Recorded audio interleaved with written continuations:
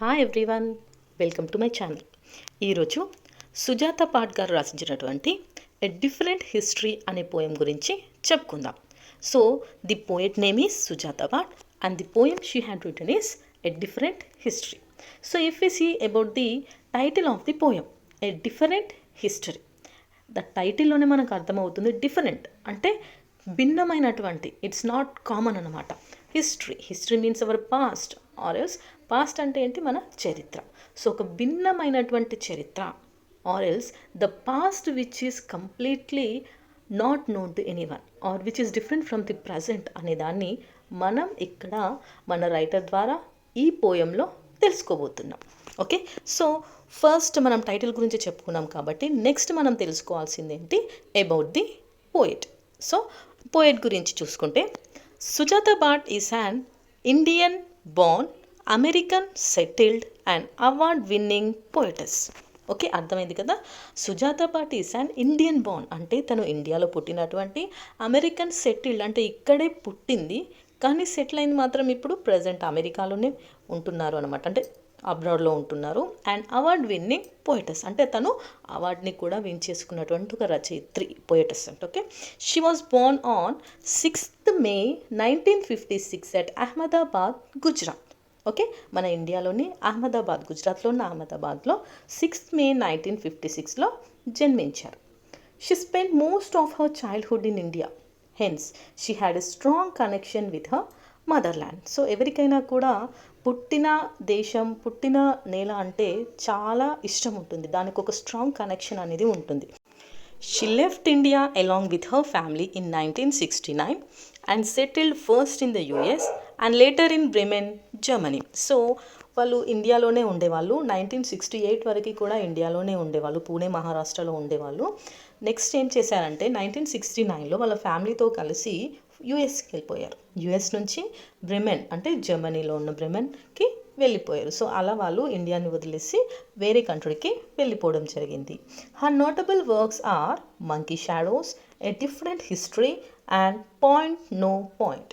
So ఆమె రచించినటువంటి రచనలు అంటారు కదా, so her notable works, so very important or the most important poems which she had written అని చూసుకుంటే monkey shadows, next one a different history and point no point. She received the Commonwealth Poetry Prize for her first collection, Brunism, in 1987. So తనకి Commonwealth poetry praise అనేది 1987లో తను రాసినటువంటి first కలెక్షన్కి, బ్రునిజం దాని పేరు, so దానికి తను రిసీవ్ చేసుకున్నారు. Her poems have appeared in literary journals across the world and have been read widely. So తన పోయమ్స్ అనేవి లిటరరీ జర్నల్స్లో, ఎక్కడ అంటే ఒక ప్లేస్లో అని కాదు, ఆల్ ఓవర్ వరల్డ్ కూడా ఆమె రచనలన్నీ కంప్లీట్గా ఫేమస్ అయిపోయాయి. And have been read widely, చాలామంది ఆమె రచనలను చదివేవాళ్ళు.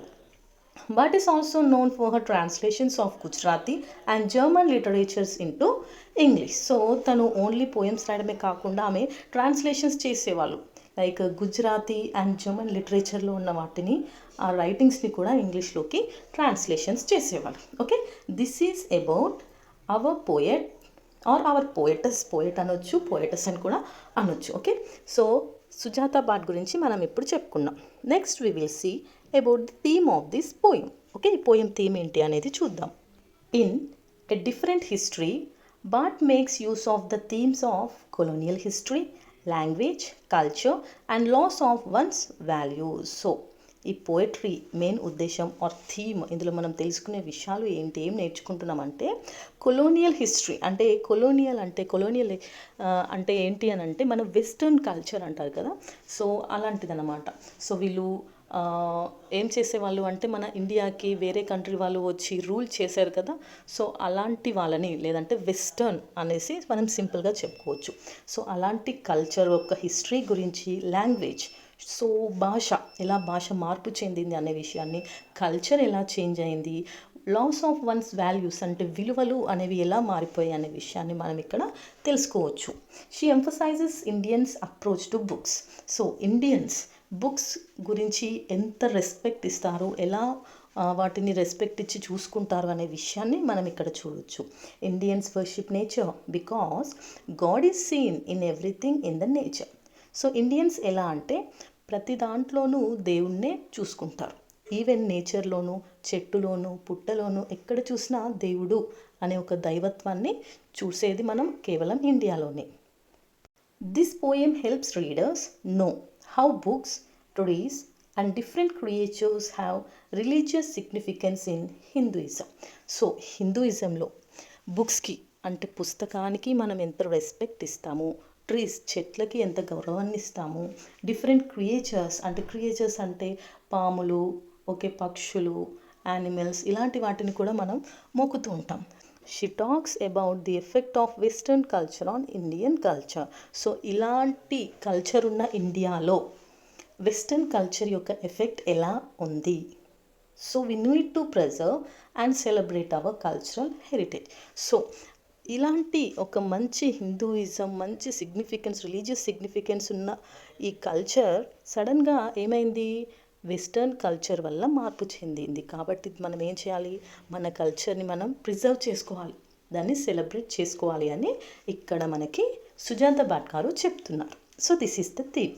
నెక్స్ట్ మనం సమరీలోకి వెళ్ళిపోదాం.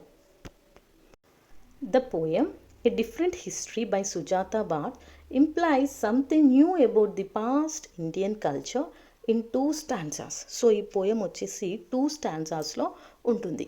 ఈ పోయంలో సుజాత భాట్ ఇంప్లైస్ సంథింగ్, అంటే తను ఏం చెప్తుంది అంటే something knew about the past Indian culture. So మనకు తెలియనటువంటి కొత్త విషయాలని, ఇండియన్ కల్చర్కి సంబంధించినటువంటి, హిస్టరీకి సంబంధించినటువంటి పాస్ట్ విషయాలని 2 స్టాన్జాస్లో చెప్తున్నారు ఈ పోయంలో. In the first stanza, the poet talks about the rich Indian culture. So Indian culture, ఇండియాలో మన భారతదేశంలో ఉన్నటువంటి గొప్ప సాంప్రదాయాల గురించి ఇక్కడ చెప్తున్నారు. According to the speaker, Greek God pan is not dead. So ఇప్పుడు ప్రజెంట్ తను పోయమ్స్ రాసేటప్పుడు ఇండియాలో లేరు, వేరే కంట్రీలో ఉన్నారు కాబట్టి తను అక్కడ పీపుల్ ప్రే చేసే అటువంటి గాడ్ వచ్చేసి పాన్. ఆ పాన్ అనే గ్రీక్ గాడ్ అందరూ ఏమైంది అంటే అక్కడ కూడా కల్చర్ చేంజ్ అవ్వడం వల్ల ఆయన గాడ్ కాదు అనేసి అక్కడ ఎవరు కూడా ఆయనని మొక్కడం లేదు.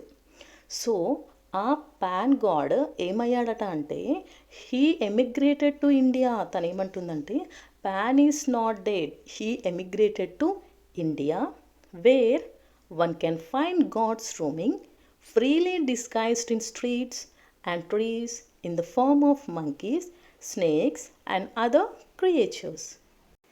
సో ఆ పాన్ అనే గ్రీక్ గాడ్, ఆ వెస్టర్న్ కల్చర్ వాళ్ళు ఏం చేశారంటే మెల్లిమెల్లిగా ఒకప్పుడు మొక్కేవాళ్ళు, ఆయన నమ్మేవాళ్ళు, ఇప్పుడు అతను లేడు, ఆయన చనిపోయాడు అనేసి అన్న తర్వాత సుజాత గారు ఏమన్నారంటే ఆయన చనిపోలేదు, ఆయన ఎమిగ్రేటెడ్ టు ఇండియాకి వెళ్ళారు. ఎందుకంటే ఇండియాలో దేవుడు డిస్గైజ్ అంటే వేరే వేషం మారు వేషంలో ఉంటాడు.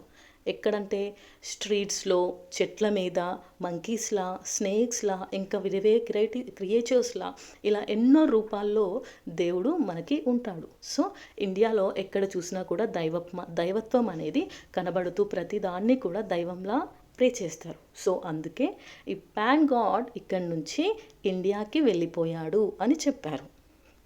Nature is worshipped as deity and knowledge is regarded as divine. So ఇండియాలో nature is worshipped as deity అంటే ప్రకృతిని కూడా దైవంలాగా వర్షిప్ చేస్తారు. And knowledge is regarded as divine. Knowledge అంటే జ్ఞానం అనేది చాలా గొప్ప దాంట్లాగా ఇక్కడ ఎంతో మొక్కుతూ ఉంటారు. సో ఇక్కడ ఇండియన్ కల్చర్ ఇలా ఉంటుంది. అందుకే అక్కడి నుంచి పాన్ గాడ్ ఇండియాకి వచ్చేసాడు అని చెప్పారు. ఇండియన్స్ బిలీవ్ ఇన్ సిన్ అంటే పాపం అంటారు కదా, అదే కర్మ, మనం చేసే కర్మ అన్నమాట. Being rude to a book, shoving it aside carelessly, slamming it hard on the table and tossing it across the room are sins. So Indians ఎక్కువ పాపం, పుణ్యం అనే విషయాలని బాగా నమ్ముతారు. అంటే మనం చేసే పని వల్ల మంచి జరిగితే అది మంచిది, అంటే ఇది చేస్తే మంచిది అని అంటే అక్కడ పుణ్యం అనుకుంటారు. అది చేయడం తప్పు అనుకుంటే ఏమనుకుంటారంటే వెంటనే అది పాపం, అయ్యో నాకు పాపం తగులుతుంది అని అదొక ఫీలింగ్. సో ఈ సిన్, ఈ తప్పు, ఈ పాపం అనే విషయం ఇండియాలో బాగా నమ్ముతూ ఉంటారు. సో అలాంటిదే మన బుక్స్ విషయంలో కూడా జరుగుతుంది.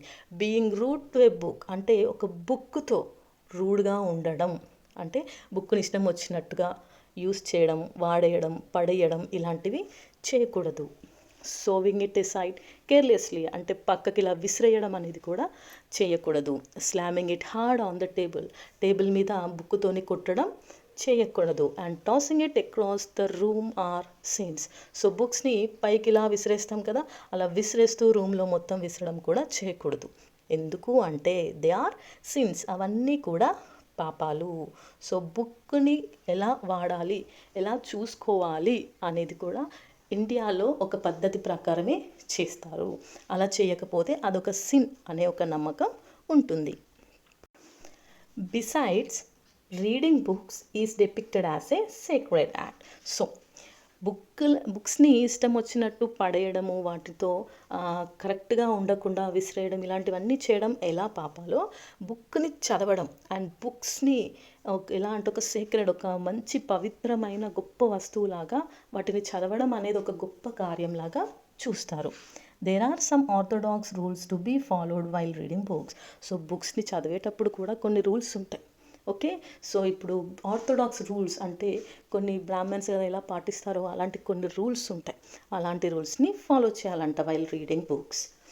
ఎలా అంటే పడుకొని చదవద్దు, కూర్చొని చదవాలి, బెడ్లో కూర్చొని చదవద్దు, తింటూ తాగుతూ చదవద్దు, ఇలాంటివి మనం వింటూ ఉంటాం కదా. సో అలాంటివన్నీ కూడా ఆర్థోడాక్స్ రూల్స్. కాకపోతే ఏమైంది, ఇప్పుడు అందరూ పడుకొని చదువుతున్నారు, నచ్చినట్టు చేస్తున్నారు. సో అదే అంటున్నారు, effect of western culture on Indian culture. One must open the book and turn the pages gently without disturbing goddess Saraswati. So మన ఇండియన్స్ ప్రకారం ఏంటి, గాడెస్ సరస్వతి. సో సరస్వతి మాత ఎవరు, మన చదువుల దేవతే సరస్వతి మాత. సో మనం బుక్స్ని పేపర్స్ చేంజ్ చేస్తాం కదా, తిప్పుతూ ఉంటాం. అలా తిప్పేటప్పుడు ఏం చేయాలంటే జెంటిల్గా, అంటే చాలా స్మూత్గా తిప్పాలి తప్ప ఇష్టం వచ్చినట్టు టకటకటక తిప్పేయడము, వాటిని ఫోల్డ్ చేయడము, సౌండ్ చేయడము, ఓకే, అవి చిరిగిపోయేలా చేయడము, నలిగిపోయేలా చేయడం అనేది చేయొద్దంట. ఎందుకు అలా చేస్తే గాడెస్ సరస్వతి డిస్టర్బ్ అవుతారు. సరస్వతి మాతకి డిస్టర్బెన్స్ జరుగుతుంది, ఆమెకు కోపం వస్తుందంట. సో అలా కోపం వస్తే, దేవుడికి కోపం వస్తే ఏమవుతుంది, మనకు చదువు రాదు అంటారు కదా. అలాంటి నమ్మకాలు చాలా ఉంటాయి. It is believed that she resides in books in the form of knowledge. So అందరూ ఎలా నమ్ముతారంటే సరస్వతి మాత జ్ఞానంలాగా బుక్ రూపంలోనే ఉంటుంది. బుక్కులలో ఉండేది ఎవరు, సరస్వతి. అందులోంచి మనకు నాలెడ్జ్ అనే దాన్ని ఇవ్వడానికి అందులో ఉండే మాతే సరస్వతి మాత. దానివల్ల మనకు నాలెడ్జ్ అనేది వస్తుంది. She is the provider of wisdom. So మనకు జ్ఞానాన్ని అందించడానికి, మంచి చెడుల వివేకాన్ని అందించడానికి అన్నింటికి కూడా పుస్తకాలు, books are very important. So ఇవన్నీ మనకు అందించేది goddess Saraswati. Therefore one must respect, worship and see god in books and the trees from which paper is made. So కాబట్టి ఏం చేయాలి మనం, వి షుడ్ రెస్పెక్ట్, గౌరవాన్ని ఇవ్వాలి, worship and see god in the books. So పూజించాలి, అలాగే దైవంలాగా భావించాలి. ఎవరిని, బుక్స్ని, పుస్తకాలని కూడా దేవునిలా భావించాలి. చెట్లని కూడా, ఎందుకు అంటే from which paper is made, చెట్లలోంచి పేపర్ వస్తుంది, పేపర్తోనే బుక్స్ చేస్తాం. కాబట్టి బుక్స్ని, పేపర్ని ఎలా మనం మొక్కుతున్నామో బుక్స్ని, సో ఆ బుక్స్కి ప్రిపేర్ చేయడానికి పేపర్ని ఇచ్చినటువంటి ట్రీస్ని కూడా మనం రెస్పెక్ట్ ఇచ్చి వర్షిప్ చేయాలి. In the second stanza the poet highlights the power of languages. So భాషా విజ్ఞానాన్ని గురించి మనకి సెకండ్ స్టాంజాలో చెప్తున్నారు. సో ఫస్ట్ దాంట్లోనేమో ఇండియన్ కల్చర్ గురించి చెప్పారు, ఇక్కడ లాంగ్వేజ్ గురించి చెప్తున్నారు. The speaker describes that no language murders another. It is the people in power responsible for murdering their subjects, culture and language. So ఇక్కడ స్పీకర్ ఏమంటున్నారంటే నో లాంగ్వేజ్ మర్డర్స్ అనదర్, అంటే ఒక language ఇంకొక లాంగ్వేజ్ని ఎప్పుడూ కూడా మర్డర్ చేయదు, అంటే ఆ లాంగ్వేజ్ అనేది నశించిపోవడానికి కారణం అవ్వదు.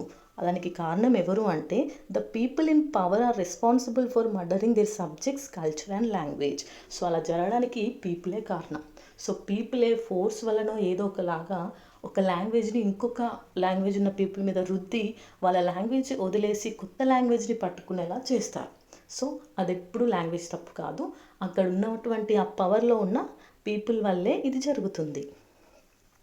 Here, the poet shows how the language was imposed by the colonial ruler in India oppressively.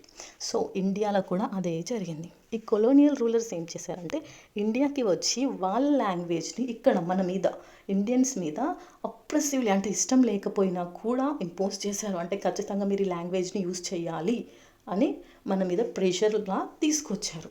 దానివల్ల ఏమైంది, the dominant language English, so వాళ్ళ లాంగ్వేజ్ వచ్చి English in turn eliminates the importance and significance of the inferior ones, that is native languages. So English language వచ్చిన తర్వాత ఏమైందంటే మన మాతృభాష అనేది దాని యొక్క ఇంపార్టెన్స్ అంటే దాని యొక్క గొప్పతనాన్ని అండ్ సిగ్నిఫికెన్స్ అన్నీ కూడా పోగొట్టుకుంది. ఎందుకు అంటే దాన్ని ఎవరు గుర్తించలేదన్నమాట. సో ఆంగ్ల భాష వచ్చి మన మాతృభాషని అక్కడ లేకుండా చేసింది అని చెప్తున్నారు. ఇదంతా జరగడానికి కారణం ఎవరు, ఆ వెస్టర్న్ కల్చర్ లేదంటే ఆ colonial rulers. They murdered the Indian culture, indigenous values and traditions regarding as weeds. So వాళ్ళు ఏం చేశారు, మర్డర్డ్ అంటే చంపేశారు ఎవరిని, ఇండియన్ కల్చర్ మన యొక్క కల్చర్ని, ఇండిజీనియస్ వాల్యూస్ ఎంతో గొప్పనటువంటి విలువలని, అండ్ ట్రెడిషన్స్ సో మన యొక్క సాంప్రదాయాల్ని, రిగార్డింగ్ యాజ్ వీడ్స్ ఎలా అంటే ఒక కలుపు మొక్కల్ని ఏర్పరుస్తాం కదా, సో అలా మన యొక్క సాంప్రదాయాలని, మన యొక్క పద్ధతులని, ఆచారాలను, మన యొక్క విలువలను అన్నింటిని కూడా వాళ్ళు ఒక కలుపు మొక్కను ఏరిపడేసినట్టు ఏరిపడేశారు. Later they implanted the seeds of their own culture. తర్వాత ఏం చేశారు, వాళ్ళ యొక్క సీడ్స్ని తెచ్చి ఇక్కడ పెంచారు. That is nothing but their culture, their tradition, their language. So వాటిని తెచ్చి మనలో పెంచడం స్టార్ట్ చేసి మనల్ని తెలియకుండానే చేంజ్ చేశారు. Finally the colonial language is mean to kill Indian languages. So ఫైనల్గా ఏమైపోయింది, ఆ కొలోనియల్ లాంగ్వేజ్ మన ఇండియన్ లాంగ్వేజెస్ని మెల్లిమెల్లిగా కిల్ చేసేసింది, చంపేసింది. చాలా లాంగ్వేజెస్ అనేవి తెలియకుండా అసలు గుర్తింపు లేకుండా అయిపోయాయి. And that language will be the language of grandchildren who are not even born yet of India. So దీనివల్ల ఏమవుతుంది అంటే మన ఫ్యూచర్ జనరేషన్స్, మన గ్రాండ్ చిల్డ్రన్ అంటే ఎవరు, తర్వాత పుట్టేవాళ్ళు, ఆ తర్వాత వాళ్ళకి పుట్టేవాళ్ళు ఉంటారు కదా, ఇప్పటివరకు పుట్టని వాళ్ళకి ఫ్యూచర్లో ఏమవుతుంది, ఈ లాంగ్వేజ్ ఇలాగే చేంజ్ అవుతూ అప్పటికి వాళ్ళు ఇచ్చినటువంటి వాళ్ళ మన వెస్టర్న్ లాంగ్వేజ్ ఏమవుతుందంటే వాళ్ళకి కామన్ అయిపోతుంది. వాళ్ళకి కనీసం మన own Indian culture and language కూడా తెలియకుండా మారిపోతారు అనే విషయాన్ని మనకి ఇక్కడ సుజాతా భట్ గారు చాలా క్లియర్గా చెప్పారు. సో ఇలా western culture or colonial rule అనేది ఇండియాలో కల్చరల్ చేంజెస్కి, లాంగ్వేజ్ చేంజెస్కి కారణం అయింది. సో దీంతో మన సమ్మరీ కంప్లీట్ అయిపోయింది కాబట్టి కంక్లూషన్ చూసుకుందాం. సో అందరికీ అర్థమైంది కదా సమ్మరీ. నెక్స్ట్ కంక్లూషన్ వచ్చేసి Indians respect nature and worship even animals as embodiments of different deities. So Indians even nature అయినా యానిమల్స్ అయినా కూడా వాళ్ళు దేవుళ్ళలాగే పూజిస్తారు. నాలెడ్జ్ ఈస్ డివైన్ అంటే జ్ఞానం అనేది చాలా గొప్పది. But this culture and respect towards nature has gone away by the colonial operation. కానీ కొలోనియల్ రూల్ వల్ల ఏమైపోయింది, మన కల్చర్ అంతా కూడా చేంజ్ అయింది. The author feels sad because the culture is infected by waste. So author కూడా చాలా బాధపడుతుంది. ఎందుకు, మన కల్చర్ అనేది మొత్తం వాళ్ళ వెస్ట్ వల్ల ఇన్ఫెక్ట్ అయింది, అంతా చేంజ్ అయిపోయింది. After imperialism spread it's roots in the country, they were made to forget their way of living and love the language and culture of the settlers. So దీనివల్ల ఏం జరిగిందంటే కొన్ని జనరేషన్స్ తర్వాత ఎవరికీ తెలియకుండానే వాళ్ళు మన సెటిలర్స్ అంటే ఈ వెస్టర్న్ కల్చర్ని ఇష్టపడడం, వాళ్ళ లాంగ్వేజ్ని ఇష్టపడడం స్టార్ట్ చేశారు. Finally bird adjust to love and protect our mother tongues from the western influence. So western culture యొక్క ఇన్ఫ్లుయెన్స్ అనేది మన మీద పడకుండా, మన మదర్ టంగ్ మీద పడకుండా మనం కాపాడుకోవాలి. మన మదర్ టంగ్ని మనం ప్రేమించాలి, అలాగే కాపాడుకోవాలి. దేని నుండి కాపాడుకోవాలి, western influence. So western culture నుంచి మనం అట్రాక్ట్ అయిపోకుండా మనల్ని మనం మన లాంగ్వేజ్ని మనం కాపాడుకోవాలి అని చెప్తున్నారు. So this is about the poem a different history. So అందరికీ అర్థమైంది కదా. Thank you for watching the video. By by.